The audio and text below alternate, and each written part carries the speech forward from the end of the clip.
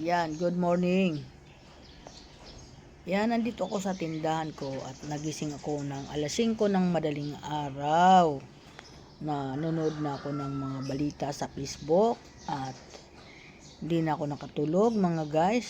So, ang ginawan ko, bumaba na lang ako at narinig ko yung boses ng nagtitinda ng pandesal at umikot-ikot dito at sinigawan ko na bibili nga ako dahil magluluto ako ng almusal, bibili na ako ng pandesal na lang almusal namin.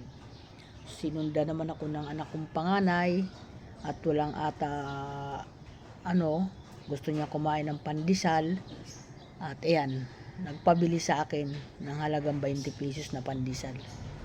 Ayan. Kakulit talaga nun. Biro mo, gabi wala oras kagabi ginising ako, natutulog pa ako. Wala, sabi ko, bakit ginigising mo ako, natutulog pa ako, huwag mo ako gigisingin dahil lang sa sinasabi niya na mama, nandyan na ang sweldo mo sa Facebook, sabi niya sa akin. Sabi ko, huwag mo yan madaliin, kung ako nga di ako nagmamadali, sabi ko nga ganun, ikaw yung masyado kang dyan, sabi ko, atat na atat, sabi ko, yan yung ganun. Wala akong magagawa dahil alam mo naman, isa din yan na nag-aabang sa akin. Yan. Wala pa siyang trabaho. Yan, kaya ganun. Kaya maraming salamat sa Panginoon. Welcome to my vlog ngayong umaga. Good morning everyone. Aga-aga ko na high blood kasi yung asawa ko. Nagbukas ako ng tindahan ko dahil papatayin ko yung ilaw. So, siyempre sinundan ako ng mga bumibili dahil ako lang dito yung nagbukas. Sarado pa yung ibang tindahan. Yan, wala. Yung daw, hinahanap ang pandesal. Tapos kung ano hinahanap kape. Parang wala ba silang mga yung di nila naisip, nagbubukas ako ng tindahan, may bumibili. Binamadali nila. Kaya aga-aga ko na high blood. Grabe sila. Sabi ko, grabe itong mga kasama ko dito sa bahay. Sabi ko, wala silang hinahanap ang kape niya, nandoon lang naman, di marunong maghanap. Panay ang tanong kung nasaan.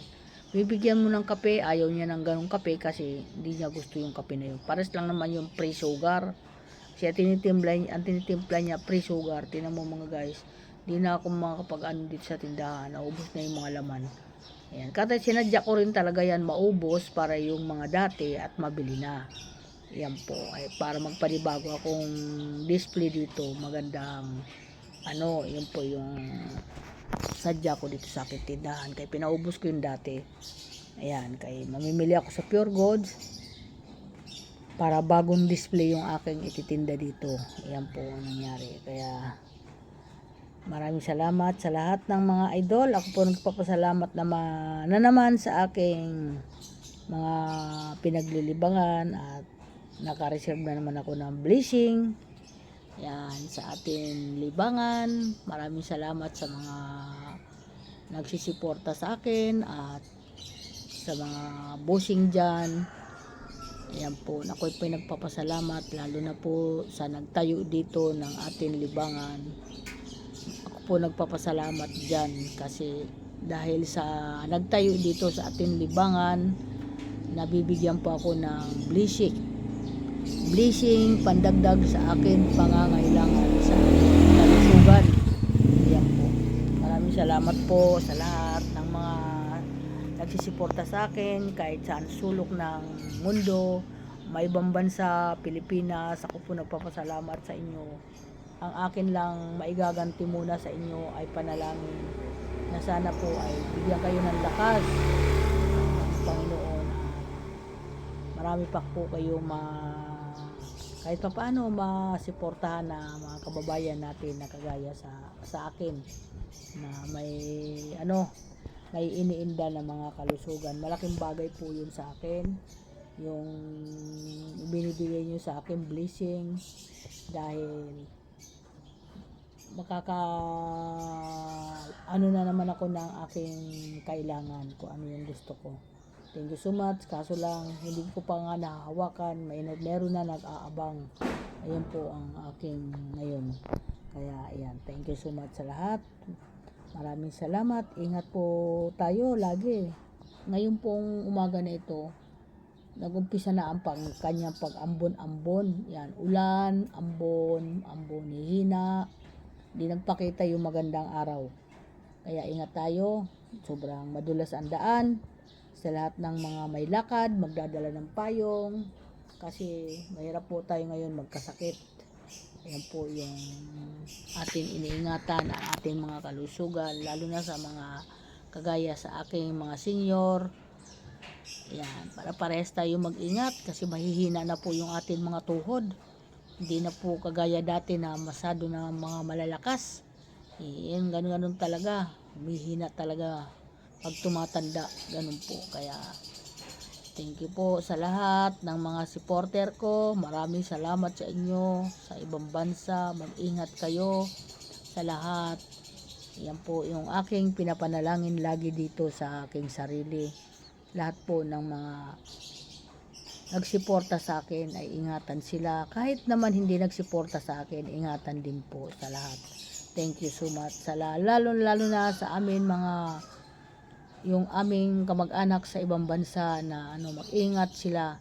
Yan, lagi ko talagang pinapanalangin na sana yung mga nadadanas nila doon na mga hindi magagandang sakuna, matanggal na po yan. Yan, hipuin na po sila ng Panginoon nga bigyan po sila ng kalayaan. Thank you so much. Maraming salamat. Thank you. At sa Panginoon, maraming po salamat sa lahat ng ibinibigay niyo sa akin. Blessing sa araw-araw. Thank you po. At sa amin mga pangangailangan. Thank you so much. Ingatan lang ang aking mga anak sa kanilang mga paghahanap buhay.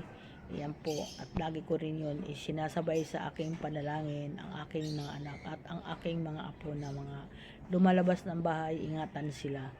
Ayan, lahat po ng apo ko. Thank you so much. Thank you. Bye-bye. At sa lahat ng mga manugang ko nga naghahanap buhay, lalo na sa manugang ko dito na sobrang napakabait. Isa rin yan na pinapanalangin ko dahil napakasipag niya.